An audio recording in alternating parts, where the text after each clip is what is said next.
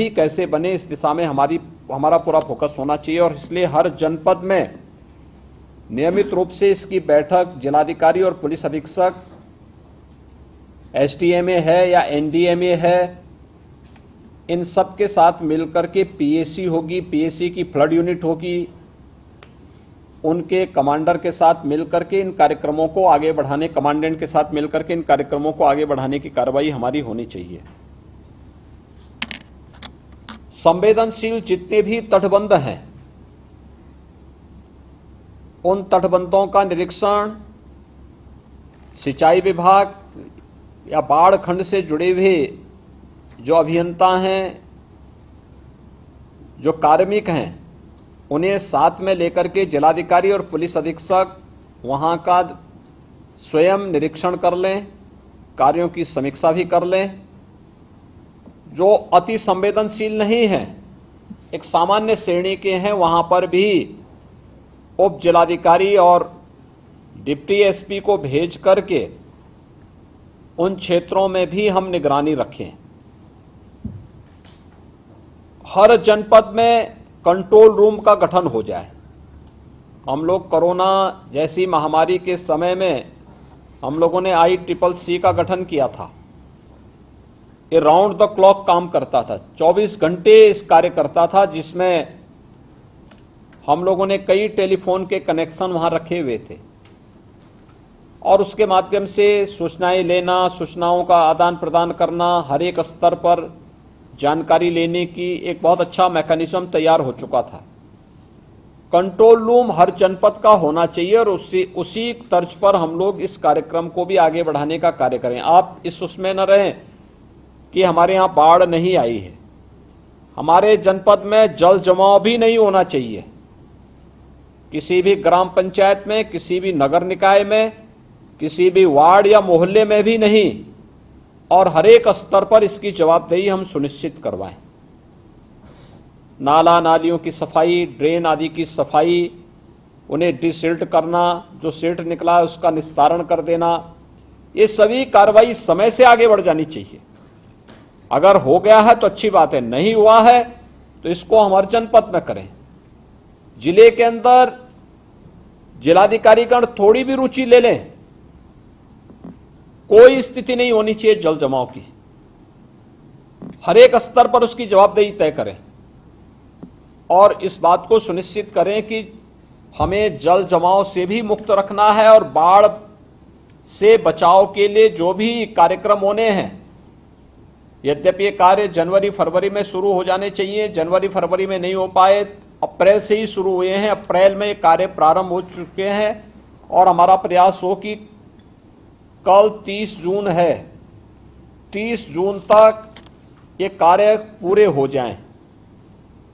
देखिए, मानसून अक्सर 15 जून तक उत्तर प्रदेश में आ जाता था। आज मानसून की पहली बारिश प्रदेश के अंदर कई जनपदों में हुई है और उम्मीद करते हैं कि जो स्थितियां इसके बाद पैदा होंगी, आप सभी ने अपने स्तर पर जनपद स्तर की आपदा प्रबंधन योजना को बना करके उसको प्रभावी ढंग से लागू करने की अपनी तैयारी भी कर ली होगी। कार्यक्रम कोई भी औपचारिक नहीं होना चाहिए। हर एक विभाग की कार्ययोजना कन्वर्जन के माध्यम से बेहतर समन्वय और उसको प्रभावी ढंग से लागू करने की आदत हमें डालनी पड़ेगी।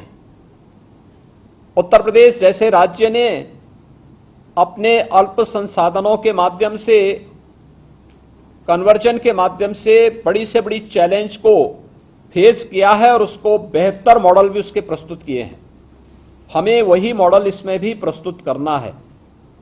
5 वर्षों में जो व्यवस्थित कार्य योजना प्रदेश के अंदर बनी थी, परिणाम है कि 40 जनपदों से, यानी जो 26 जनपद अति संवेदनशील थे और बाकी 16 जो जनपद थे जो संवेदनशीलता की श्रेणी में थे, धीरे धीरे करके उनकी संख्या कम होती गई और आज प्रदेश के अंदर जब हम बाढ़ की स्थिति देखते हैं तो बरसात के दौरान विगत वर्ष काफी बड़े पैमाने पर बरसाती पानी आया था।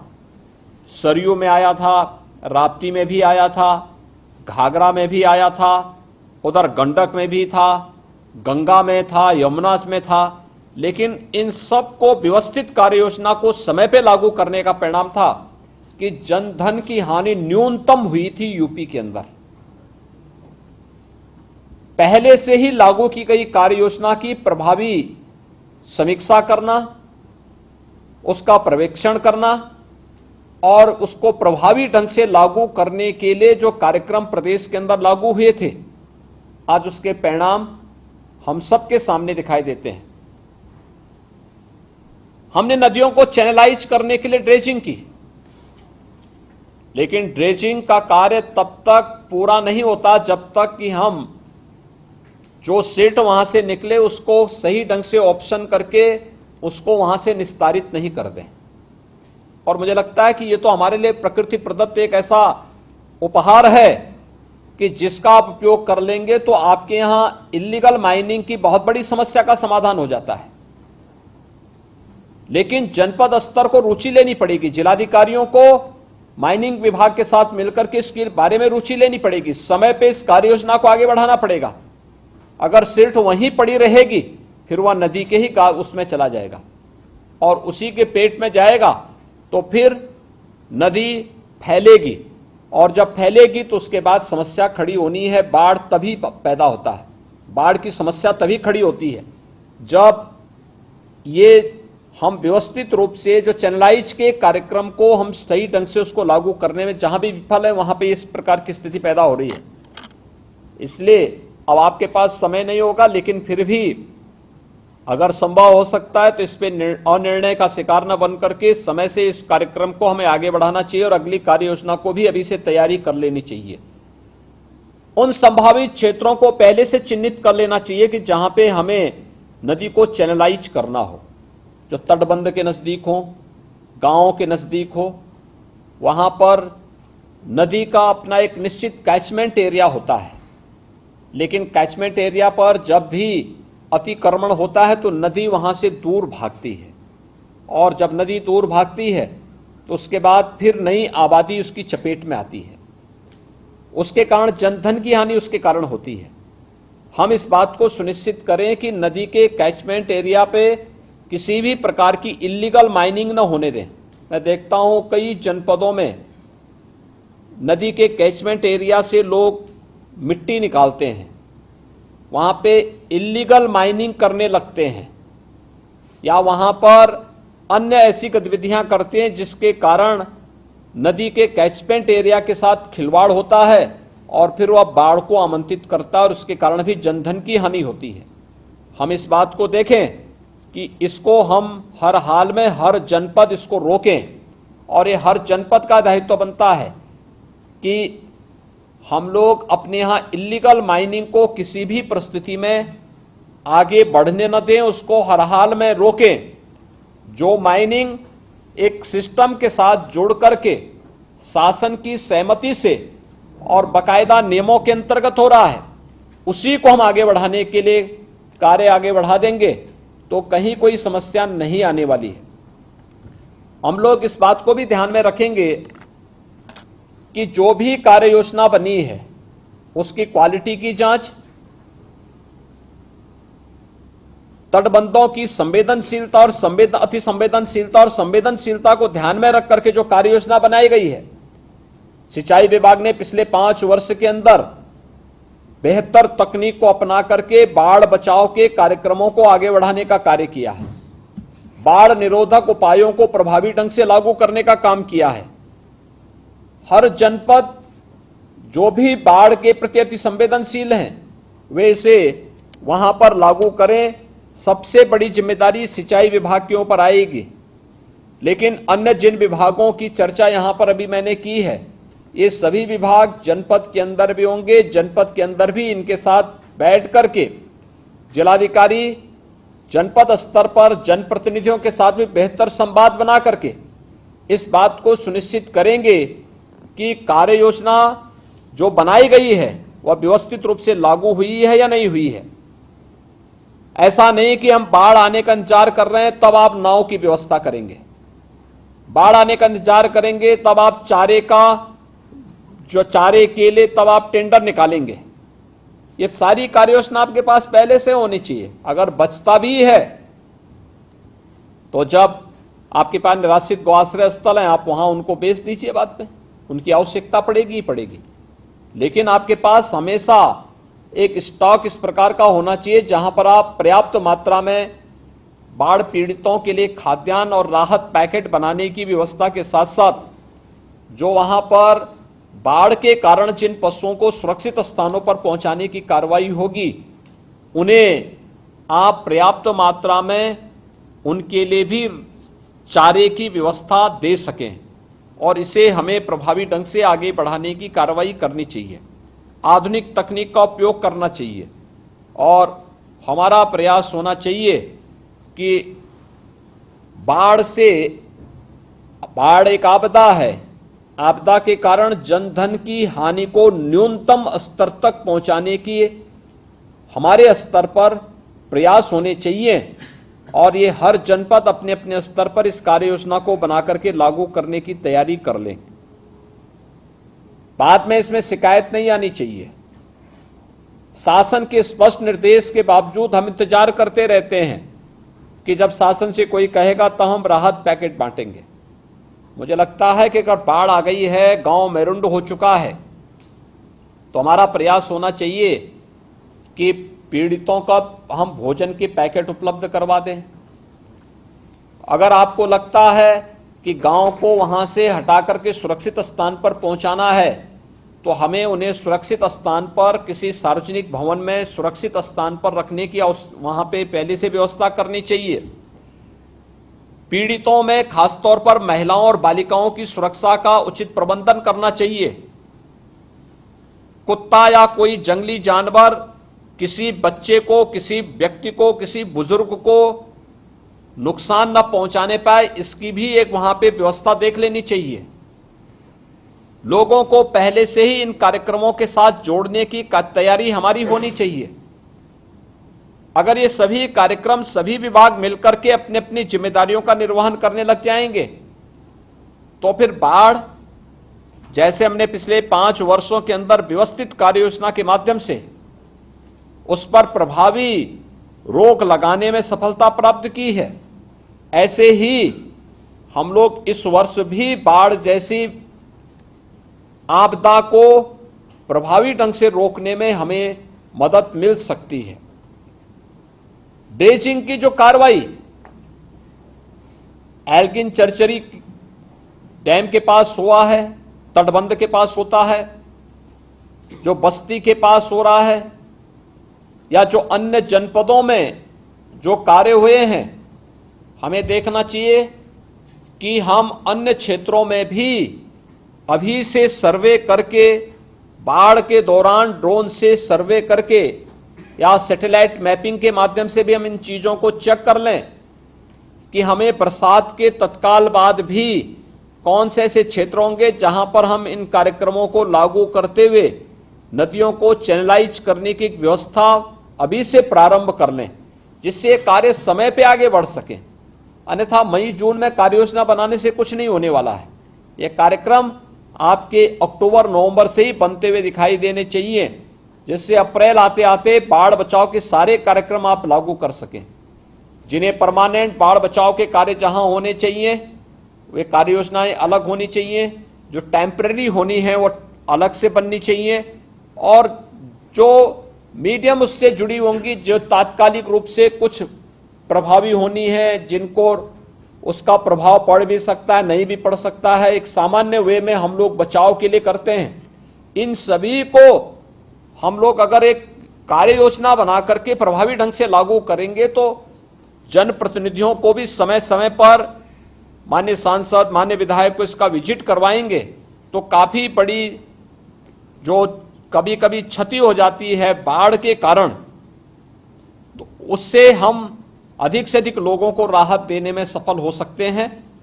मुझे विश्वास है कि आज जो कार्य योजना यहां पर तैयार करनी, यहां पर आप लोगों के स्तर पर तैयार की गई है, आप अभी से इसकी कार्य योजना को प्रभावी ढंग से लागू करने की तैयारी भी करेंगे। हर जनपद में कंट्रोल रूम बन जाए, वहां पर बाढ़ बचाव से जुड़े हुए विभाग और पुलिस विभाग संवेदनशील, अति संवेदनशील स्थलों पर पेट्रोलिंग की प्रभावी व्यवस्था भी करें। जहां पर अति संवेदनशील क्षेत्रों हो वहां पेट्रोमैक्स की व्यवस्था भी रखें। जहां पर पीड़ित परिवार आए उन्हें समय पे खाद्यान्न के साथ साथ ताजा भोजन भी मिलना चाहिए। और हम ये बात भी सुनिश्चित करें कि वहां पे सुरक्षा की पुख्ता व्यवस्था, लाइट आदि की व्यवस्था भी रहे, जिससे सुरक्षा की पुख्ता व्यवस्था उन क्षेत्रों में किया जा सके। बाढ़ का पानी जब बहुत बड़े क्षेत्र में घुसता है तो सांप और अन्य विषैले जीव भी वहां से निकलेंगे। वे भी तटवर्ती क्षेत्रों में अपना निवास बनाते हैं। वहां पर बहुत बार जहरीले कीड़े लोगों को काटते हैं, पशुओं को भी नुकसान पहुंचाते हैं। हमें उनके बचाव की भी तैयारी उस दौरान देखनी होगी। उसके बारे में भी हम लोग इस कार्यक्रम को कर लेंगे। मेरा तो यह मानना है, बाढ़ ऐसी आपदा नहीं है कि इससे जनधन को हम न्यूनतम स्तर पर न ले जा सकें। ले जाया जा सकता है। पिछले 5 वर्षों में हमने काफी हद तक सफलता भी प्राप्त की, लेकिन समय से बनाई गई कार्य योजना का ही परिणाम सामने आएगा। बाढ़ आ जाएगी, उसके बाद हाथ पैर मारेंगे, उससे कुछ नहीं होने वाला। इसलिए पहले से ही हम कार्य योजना आज के दिन पर अभी बचाव के बारे में हम फोकस करेंगे, लेकिन साथ साथ हमारे दिलो दिमाग में होना चाहिए कि हमें अभी से बाढ़ बचाव के उपायों को प्रभावी ढंग से आगे करने की तैयारी इस रूप में करनी है। और ये चीजें अगर आप व्यवस्थित रूप से आगे बढ़ा लेंगे तो मुझे लगता है काफी बड़े पैमाने पर कभी कभी जो जनधन की हानि होती है इसको नियंत्रित करने में हमें सफलता प्राप्त होगी। सभी विभाग मिलकर के इस कार्यक्रम को लागू करेंगे और अपने अपने जनपद में जिलाधिकारियों के द्वारा, पुलिस अधीक्षक के द्वारा सभी संबंधित विभाग मिलकर के इन कार्यक्रमों को आगे बढ़ाएंगे। स्वास्थ्य विभाग भी इस बात को ध्यान में रखेगा कि बाढ़ से संभावित क्षेत्रों में शुद्ध पेयजल की आपूर्ति के साथ वहां पे क्लोरीन की गोलियों का वितरण होता है। वहां पर सांप या कुत्ते के काटने के कारण जो एंटी स्नेक वेनम है या एंटी रैबीज वैक्सीन है, इसको उपलब्ध करवाने की कार्रवाई भी हर सीएससी और अन्य डिस्ट्रिक्ट हॉस्पिटल में इनकी पर्याप्त उपलब्धता भी होनी चाहिए। जिलाधिकारीगण संबंधित सीएमओ और सीएमएस के साथ संवाद बना करके इस पर आगे अपने कार्यक्रम को बढ़ाएंगे। अवेयरनेस के कार्यक्रम अभी से चले। आपदा राहत मित्र योजना चली है भारत सरकार के माध्यम से। आपदा राहत मित्र के माध्यम से जो कार्यक्रम आगे बढ़े हैं, इन कार्यक्रमों को भी हमें देखना चाहिए। छोटे छोटे उपाय हो सकते हैं। जल जनित तमाम प्रकार की बीमारियों से बचाव के लिए जो कार्यक्रम चलते हैं, हमें क्या करना है, बाढ़ बचाव के दौरान लोगों को क्या हो सकता है, पेयजल की आपूर्ति हो सकता है, शुद्ध पेयजल की आपूर्ति न हो पाए, क्या वो पानी वैसे पी लें या वैसे छान के पी लें। अगर गर्म करके छान के पिएंगे तो कोई भी डायरिया, हैजा आदि कोई बीमारी नहीं होगी। चर्म से जुड़े हुए कोई चर्म रोग नहीं होगा। लेकिन हम वहां पे इन कार्यक्रमों के बारे में लोगों को अवगत कराएं तब न। दूसरा, जब बाढ़ का पानी उतरता है या बाढ़ के दौरान भी हमारा प्रयास होना चाहिए कि चिकित्सकों की टीम नियमित विजिट करे वहां पर। हम निरंतर इसके बारे में तैयार करें। कोरोना से बचाव के लिए भी हमें उपाय वहां पे करने होंगे, क्योंकि पहले से बाढ़ की पीड़ा झेल रहा है, इधर कोरोना अलग महामारी है। तो इन सब के बारे में भी हमारी वहां पे व्यवस्था होनी चाहिए।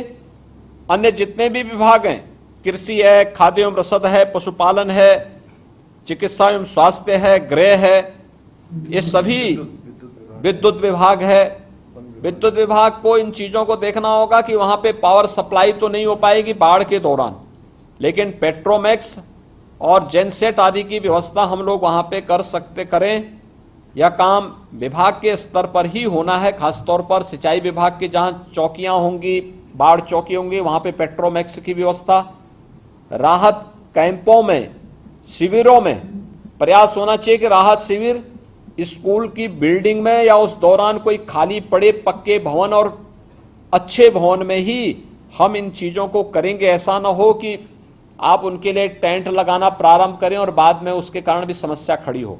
सुरक्षा के साथ किसी प्रकार का कोई खिलवाड़ नहीं होना चाहिए। इन चीजों को भी ध्यान में रख करके ये चीजें हमें आगे बढ़ानी होंगी। और जैसे विगत वर्ष हम लोगों ने काफी बड़ी मात्रा में बरसात होने के बावजूद जनधन की हानि को न्यूनतम स्तर तक पहुंचाने में हमें सहायता मिली थी। इस वर्ष भी बाढ़ जैसी आपदा के कारण होने वाली किसी भी प्रकार की जनधन की हानि को हम लोग नियंत्रित करने में सफल होंगे। ये हम सबको मिलकर के करना होगा। जनपद स्तर पर जिलाधिकारी और पुलिस अधीक्षक इसको नेतृत्व देंगे। शासन स्तर पर कंट्रोल रूम की निगरानी राहत आयुक्त के माध्यम से निरंतर हो। एसडीएमए उनका सहयोग करे वहां पर, और हमारी सभी टीमें अभी से पहुंच जाएं उन क्षेत्रों में जहां पर बाढ़ की पहली आहट होती है।